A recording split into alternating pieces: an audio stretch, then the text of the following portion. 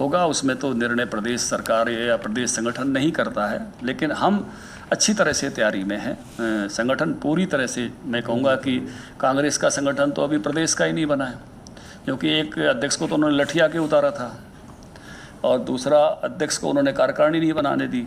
तीसरे अध्यक्ष भी अभी 3-4 बार घोषणा कर चुके हैं अभी आएगी अभी आएगी अभी आएगी, लेकिन वो आ नहीं रही है।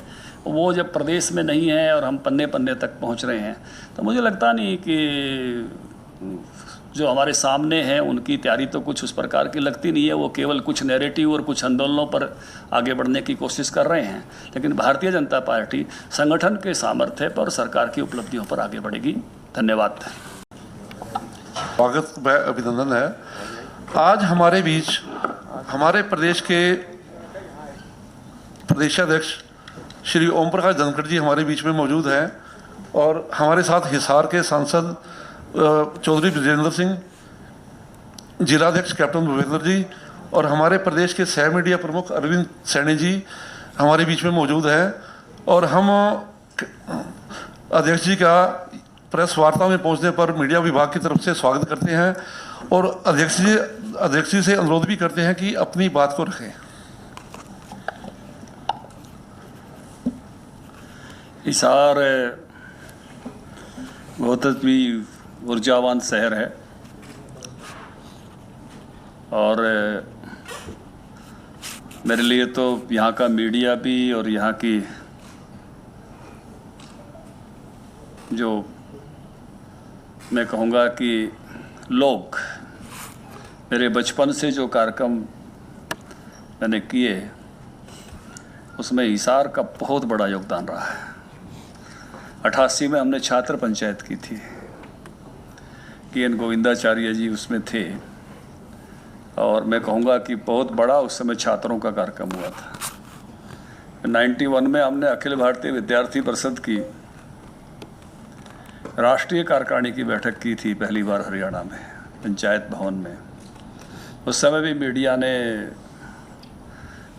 बहुत उस समय अच्छा और लोगों ने भी उसको सफल बनाने में, तो कोई भी हमको जब अच्छा बड़ा सा कार्यक्रम करना होता है और एक पॉजिटिव ऊर्जा के साथ करना होता है तो हिसार इसके लिए प्रमुख शहर है। हमारी प्रदेश कार्यकारिणी बैठक भी भिवानी से पहले वाली हिसार में थी, इसी परिसर में थी।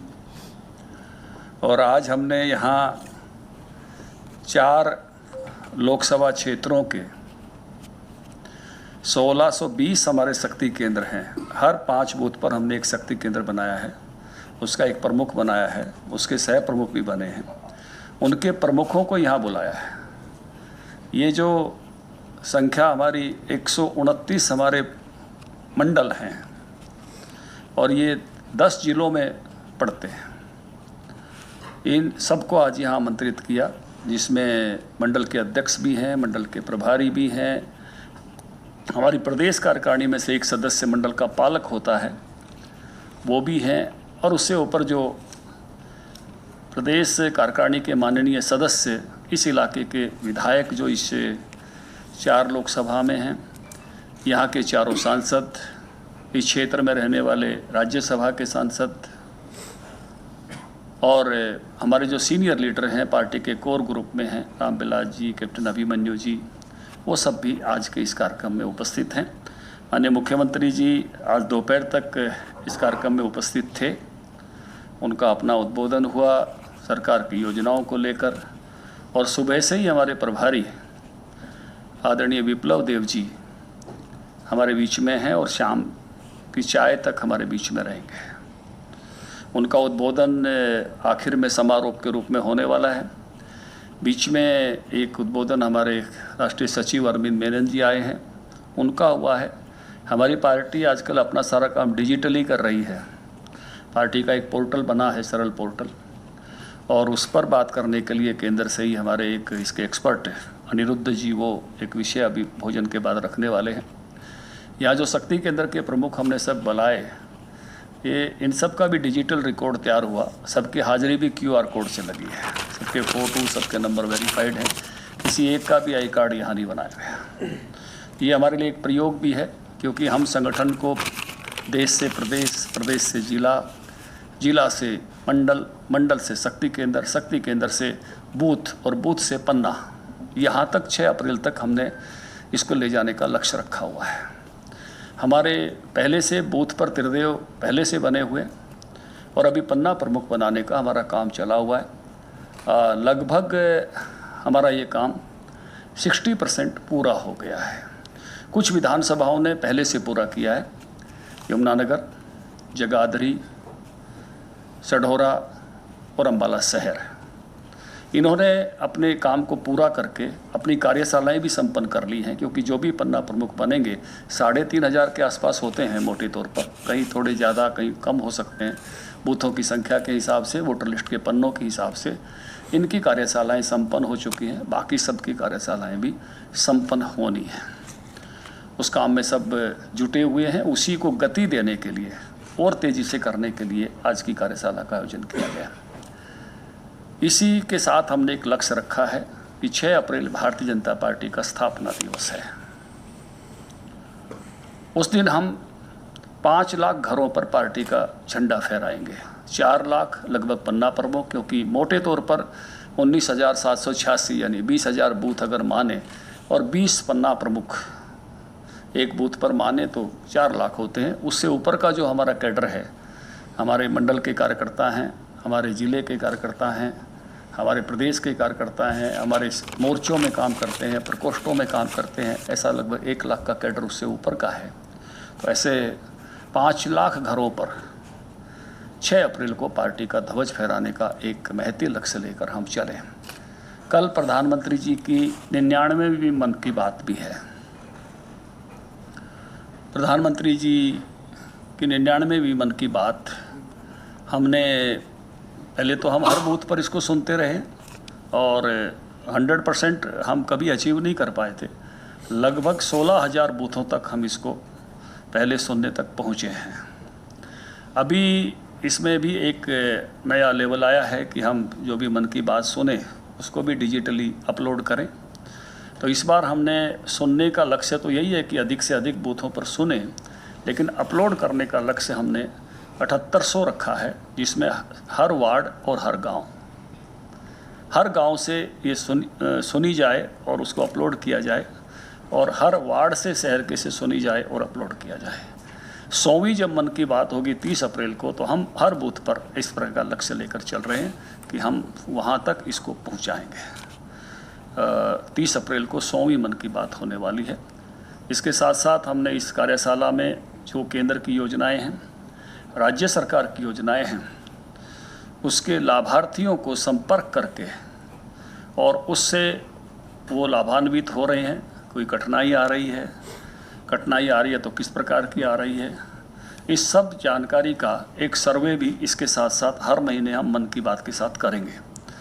बहुत बड़ा नहीं रखेंगे, हर बूथ पर 10 लोगों से किसी एक प्रकार के लाभार्थी का प्रत्येक महीने में 2 लाख लोगों को अलग अलग प्रकार के लाभार्थी, चलो चिरायु कार्ड है, आयुष्मान कार्ड है, या उज्ज्वला गैस के लाभार्थी हैं, किसान सम्मान निधि के हैं, जो अलग अलग प्रकार के चीज़ें पहुंचाई हैं केंद्र और राज्य सरकार ने, ऐसे 2 लाख लोगों से हर महीने फीडबैक लेना, और उस फीडबैक को फिर हम जहाँ केंद्र की स्कीम है तो केंद्र को, राज्य की स्कीम है तो राज्य को पहुँचाएँगे कि किससे उसमें और बेहतरी की तरफ बढ़ा जा सकता है।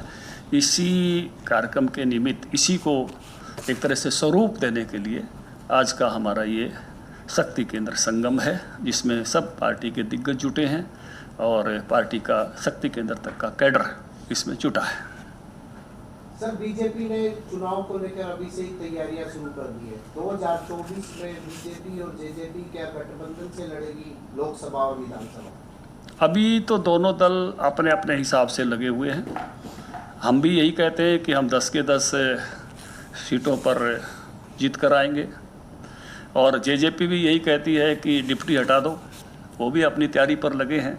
जब कोई वक्त आएगा, कोई विषय होगा तो आपसे साझा करेंगे। अभी तो अपने अपनी तैयारी में दोनों दल लगे हैं।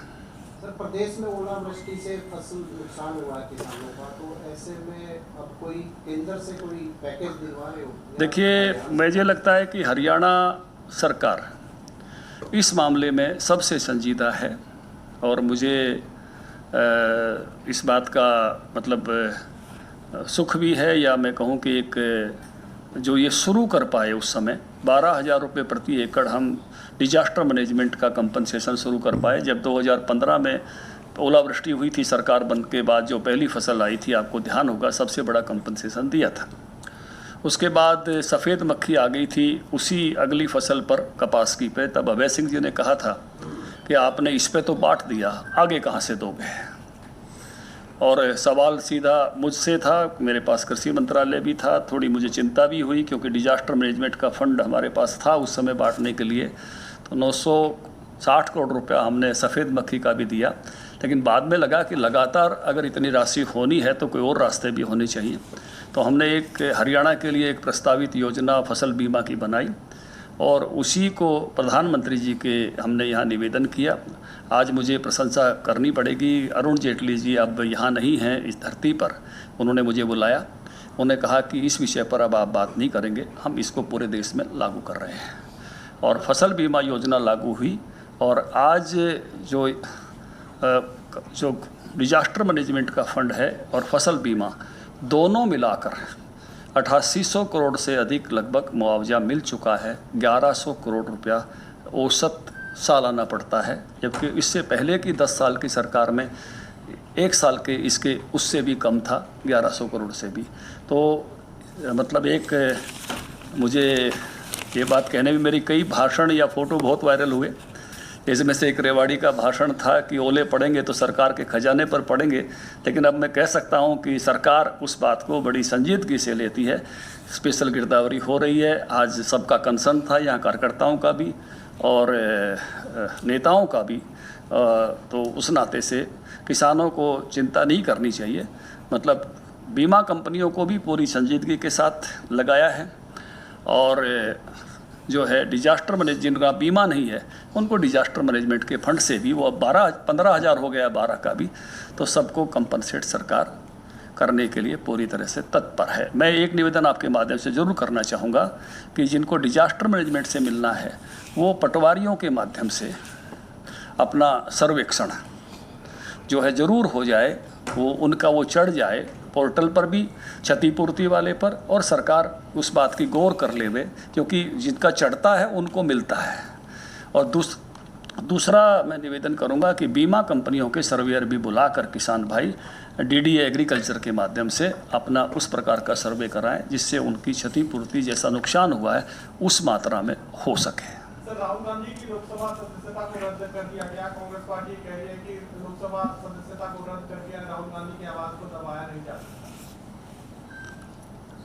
मैं ये कहना चाहूँगा कि एक तो इस विषय में इसको पूर्णता के साथ देखना चाहिए। आजम खान, उनके बेटे विक्रम सैनी, हमारे यहाँ भी कालका के विधायक की सदस्यता चली गई थी, इसने हाई कोर्ट ने उनको राहत दी तो फिर बहाल हुई, आपको पता है, पत्र उनका निकल गया था। अब ये भारत में विधान बना है और इस विधान को 2 साल का होने में राहुल गांधी जी का भी बड़ा योगदान है। जब मनमोहन सिंह जी इसको 6 साल कर रहे थे तो राहुल गांधी जी ने कागज़ फाड़ा था, तब उनको ध्यान में नहीं होगा कि ये बात कहीं कभी जीवन में उन पर भी आ जाएगी। उन्होंने 2019 में कोलार में जो भाषण दिया, क्योंकि भारत की जो सामाजिक व्यवस्था है उसमें सरनेम बहुत महत्वपूर्ण है, उसमें सामाजिक समूह बहुत महत्वपूर्ण हैं, और किसी सारे को अगर आप किसी व्यक्ति को कहने के लिए किसी सारे को आप आरोपित करते हो या गलत कहते हो तो उसका बुरा माना जाता है। इसलिए उनको मौका भी दिया न्यायालय ने बार बार कि भाई आप माफ़ी मांग लीजिए, आप महसूस कर लीजिए, आप खेद व्यक्त कर लीजिए, लेकिन उनके अहंकार ने उनको माफ़ी नहीं मांगने दी। अभी भी जो कैम्ब्रिज में वो जाके बोले, देश का बहुत बड़ा समूह ऐसा मानता है कि उन्होंने गलत किया है, लेकिन उनका अहंकार उनको माफ़ी नहीं मांगने दे रहा। तो मुझे लगता है कि ये जो निर्णय है संसद से, ये तो केवल कारण का परिणाम है। उनको सज़ा हुई 2 साल की तो ये हुआ है, नहीं होती तो नहीं होता, इसमें तो किसी की भूमिका नहीं है। लेकिन ये ज़रूर लक्षित होता है कि भिन्न भिन्न बातों पे, देखो नेताओं से गलतियां हो जाती हैं, बहुत बार शब्द ऐसे निकल जाते हैं, लेकिन उनकी संजीदगी इसी में रहती है कि तुरंत समाज के किसी वर्ग को ठेस पहुंची है तो वो तुरंत महसूस करते हैं। और कई बार तो उनके शब्द ठीक होने के बाद भी अगर कोई महसूस कर जाता है तो भी महसूस करते हैं कि किसी को गलतफहमी मेरे शब्दों से हुई है, तो मैं इसके लिए क्षमा प्रार्थी हूँ। इससे व्यक्ति बड़ा बनता है, वो बहुत बड़े नेता हैं देश के, बहुत बड़े जाने माने परिवार से आते हैं, इससे कद घटता नहीं, इससे उनका बढ़ने वाला था, लेकिन उनकी ईगो ने, उनकी एरोगेंसी ने चीज़ों को यहाँ तक पहुँचा दिया।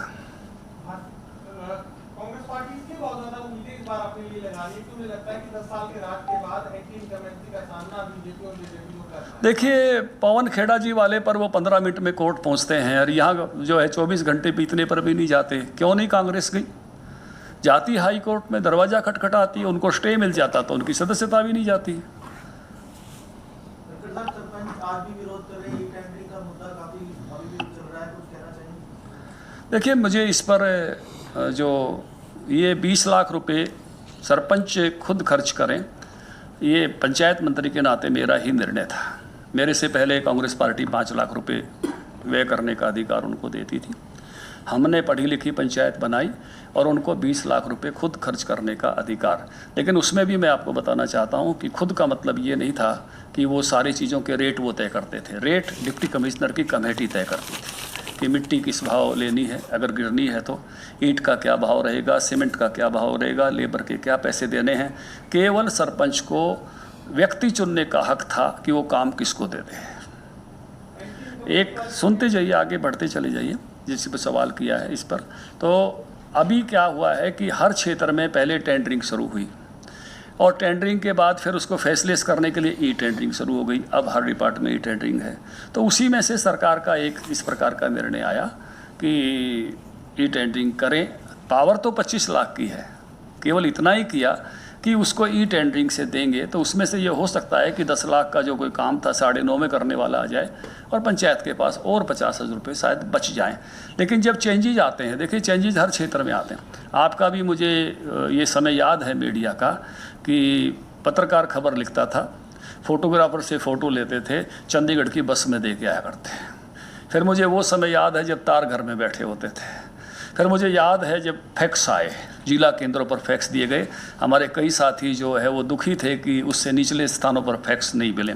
मुझे ये कहने में भी कोई अतिशयोक्ति नहीं है। चरखी दादरी जिला बनाने की मांग जागरण का फैक्स जो है दादरी में नहीं मिला था, उसके कारण से शुरू हुई। सुरेश जी ने कहा कि भिवानी फैक्स मिल गया। सुरेश गर्ग जी हमारे पूरे सीनियर पत्रकार हैं, तो मैंने कहा अपन अपना ज़िला बना लेते हैं कि ज़िले में दे रहे हैं। तो वहाँ से हमने शुरू किया। आज सौभाग्य से दादरी चरखी दादरी ज़िला है और मैं उस कमेटी का चेयरमैन था। मुझे वो मौका मिला चरखी दादरी को ज़िला घोषित करवाने का। तो आज हम मेल से आगे आके लाइव पर आ गए हैं। डायरेक्ट आप भेजते हो तो देखिए हर क्षेत्र में बदलाव आता है। लेकिन बदलाव जब भी आता है तो बदलाव के जब कंप्यूटर आए थे तब भी बहुत सारी बातें हुई थी। बदलाव और जो पुरानी स्थिति है इसके संतुलन के साथ आगे बढ़ना पड़ता है। उसलिए सरकार ने थोड़ा लचीलापन दिखाते हुए 2 से 5 किया है। मुझे लगता है संवाद और वार्ता जारी रखनी चाहिए और सबको अपनी अपनी बात कहने का हर वर्ग को हक होता है। इसलिए मैं किसी भी बात को कहने के हक से कभी वंचित करने का मैं हकदार नहीं रहा। लेकिन सरकार को हर विषय का संतुलन देखना होता है, ये सरकार का भी हक होता है। सर, हरियाणा के एकमात्र दूरदर्शन के अंदर हिसार को जो स्थानांतरित किया गया, उस पर आपकी सरकार का अब जो लगातार आंदोलन चल रहा है उस पर क्या स्टेट? हमारे सांसद जी बहुत ज़ोर से उस विषय के लिए लगे हैं और मैं इनके जो है इनके प्रयासों की सराहना करता हूँ। और निश्चित रूप से जो एक हमारी पहचान था, ये मैंने भी कई बार यहाँ से रिकॉर्डिंग कराई। चुनाव के समय मौका मिलता था, 15-15 मिनट रिकॉर्डिंग के स्लॉट मिलते थे हर पार्टी को। तो ये ऐतिहासिक उस तरह की बात है। निश्चित रूप से मुझे लगता है कि सांसद जी लगे हैं ब्रजेंद्र जी, तो इस विषय में ज़रूर कोई ना कोई जो है उसमें निर्णय अपने पक्ष में करा पाएंगे। कांग्रेस पार्टी को जिस एंटी इनकम्बेंसी की उम्मीद फायदे के रूप में दिख रही है, आपको कुछ ऐसा हरियाणा? देखिए, भारतीय जनता पार्टी जो है वो इनकम्बेंसी एंटी के बजाय इनकम्बेंसी पर काम करती है। 27 साल बाद भी अगले 5 साल का जनादेश सीटें बढ़ाकर हमने गुजरात में लिया है। हम बेहतरी के लिए काम करते हैं, नीचे तक काम करते हैं। वो जो समय था मध्य प्रदेश में अनेक वर्षों से हमारी सरकार है, फिर से आने वाले हैं। इसलिए भारतीय जनता पार्टी का जो काम करने का तरीका है और सरकारों का जो काम करने का तरीका है, क्योंकि अब वक्त वो नहीं है हम केवल ये कहें हमने ये किया ये किया ये किया। अब तो हम सभा में पूछते हैं कोई घर ऐसा है क्या जिसके घर में रसोई गैस नहीं है? सभा में पूछते हैं, डिलीवरी देते हैं, होम डिलीवरी देते हैं। हम पूछते हैं कि हर घर में नल से जल पहुँचा है क्या? हम पूछते हैं कि आपको 2 वैक्सीन लगी हैं क्या। ये अब नया युग है जिसमें होम डिलीवरी तक सरकार की सुविधाएं पहुंचती हैं। अब डीबीटी डायरेक्ट बेनिफिट का विषय है, एक बटन से जो है सबके पैसे अब पहुंच जाते हैं। किसानों की पेमेंट भी अब फसलों की डायरेक्ट पहुंचती है। तो बहुत बदलाव है। अब उस प्रकार की स्थितियां नहीं है कि सरकारें कुछ बातें केवल ये कहे कि हमने ये किया है कि नहीं। अब जिनको मिल रहा है, जैसे पिज़्ज़ा घर में पहुंचता है, ऐसे सरकार की योजनाओं का लाभ भी अब घर तक पहुंचता है। कांग्रेस कहती है सर कि पुरानी पेंशन स्कीम को लागू करते हुए अगर वो हरियाणा में अपनी सरकार बनाती है तो बुढ़ापा पेंशन 6,000 देखिए, विपक्षी दलों ने ज़रूर बात करनी चाहिए। और जो मैं कहूँगा कि किसी भी प्रकार के ऐसे समूह होते हैं जिनको अपने अपने हित की बात करनी होती है, उनको हमेशा ही करनी चाहिए। वो अपने अपने पक्ष रखना, ये समाज में लोकतंत्र का यही सौंदर्य है। लेकिन सरकारों को एक बात फैसले करने पड़ते हैं। जैसे मैंने पहले एक शब्द का इस्तेमाल किया, हमने अपने पड़ोस की पाकिस्तान की इकोनॉमी को बर्बाद होते हुए अभी देखा, हमने लंका की इकोनॉमी को बर्बाद होते हुए देखा, हमने इंग्लैंड की प्रधानमंत्री को आर्थिक मामलों में विवश होकर इस्तीफ़ा देते हुए देखा, हमने न्यूजीलैंड की प्रधानमंत्री को रोते हुए इस्तीफ़ा देते हुए देखा। सरकारों को अपने रेवेन्यू खर्चे और अपने पूंजीगत खर्चे, रेवेन्यू खर्चे वो हैं जो तनख्वाहों पर और वेलफेयर स्कीम पर जाते हैं, और पूंजीगत खर्चे वो हैं जो विकास पर जाते हैं, इंफ्रास्ट्रक्चर पर जाते हैं। हमारे केंद्र सरकार के बजट का 30% पूंजीगत व्यय है, जो इसी कारण से हम अपनी इकोनॉमी को बचा पाए और आज हमारी इकोनॉमी दुनिया में 5वें नंबर पे है। नहीं तो हमारे यहाँ भी संकट खड़ा हो सकता था। और इसी प्रकार से हरियाणा में भी 31% पूंजीगत व्यय है। पंजाब की इकोनॉमी हमारी तुलना में कमज़ोर हो गई है, कुल बजट राशि भी कम हुई है, पूंजीगत व्यय उनका पिछली बार 9% था, तो इसलिए उनका वो कम होता जा रहा है। इसलिए दोनों चीज़ों में देखिए, सबको मिलना चाहिए, इसमें कोई आपत्ति नहीं है, लेकिन संतुलन कि हम वर्तमान भी देखें और भविष्य भी देखें। क्योंकि ये कहते हैं जब उपभोक्ता को, कंज्यूमर को डायरेक्ट पैसा मिलता है तो 3 बार घूमता है। अर्थशास्त्री ज़्यादा बताएंगे, जब कहीं इन्वेस्टमेंट होती है, इंफ्रास्ट्रक्चर पर खर्च होता है तो 7 बार घूमता है। इसी से इकोनॉमी मजबूत रहती है। हमसे ऊपर के 4 देशों की अर्थव्यवस्थाओं में ग्रोथ रेट 1.5 से 2% है। हमारी अर्थव्यवस्था की ग्रोथ रेट सौभाग्य से 6% है।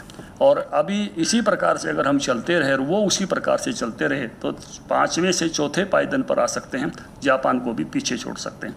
तो हमने दोनों चित्र देखने पड़ेंगे कि लोगों को लाभ भी मिले, ज़रूर मिले, और लेकिन देश की यानी मैक्रो इकोनॉमी भी मजबूत रहे और लोगों की माइक्रो इकोनॉमी भी मजबूत रहे। सर, तलवंडी राणा के जो लोग हैं लगभग 50 दिन के करीब उनको धरने पर बैठा हुआ हो गया है, लेकिन उनके रास्ते को लेकर आज भी शायद मुख्यमंत्री से मिलना भी था उनको, उसको लेकर रास्ते का कोई हल निकला है सर अभी तक? नहीं, मुझे व्यक्तिगत रूप से जानकारी नहीं है। मैं ज़रूर, हमारे कई मंत्रीगण अभी हैं और जो भी कोई उनके समाधान की बात होगी मैं उसमें मदद करूँगा। भाजपा के कुछ कार्यकर्ता नाराज है कि उनके काम नहीं हो रहे हैं। आज भी ये मुद्दा सिंह साहब के सामने उठा है, उनका कहना है कि अब मुख्यमंत्री जी ने आज घोषित रूप से कल से परसों से कि सबसे ज़्यादा समय अब जनता को देना है। कार्यकर्ता अगर जनता की बात को लेकर आए तो उसको देना है। यहाँ भी उन्होंने हाउस में कहा है और आज हिसार के अधिकारियों को भी कहा है। आज के अमर उजाला में भी बड़ी खबर है, उन्होंने प्रदेश भर के डिप्टी कमिश्नर्स की मीटिंग में भी ये कहा है। विधानसभा और लोकसभा के चुनाव क्या एक साथ कराने जा रहे हैं? ये निर्णय तो केंद्र सरकार का होगा, उसमें तो निर्णय प्रदेश सरकार या प्रदेश संगठन नहीं करता है। लेकिन हम अच्छी तरह से तैयारी में हैं। संगठन पूरी तरह से, मैं कहूँगा कि कांग्रेस का संगठन तो अभी प्रदेश का ही नहीं बना है, क्योंकि एक अध्यक्ष को तो उन्होंने लठिया के उतारा था और दूसरा अध्यक्ष को उन्होंने कार्यकारिणी नहीं बनाने दी। तीसरे अध्यक्ष भी अभी 3-4 बार घोषणा कर चुके हैं, अभी आएगी, अभी आएगी, अभी आएगी, लेकिन वो आ नहीं रही है। वो जब प्रदेश में नहीं है और हम पन्ने पन्ने तक पहुंच रहे हैं, तो मुझे लगता नहीं कि जो हमारे सामने हैं उनकी तैयारी तो कुछ उस प्रकार की लगती नहीं है। वो केवल कुछ नैरेटिव और कुछ आंदोलनों पर आगे बढ़ने की कोशिश कर रहे हैं। लेकिन भारतीय जनता पार्टी संगठन के सामर्थ्य पर और सरकार की उपलब्धियों पर आगे बढ़ेगी। धन्यवाद।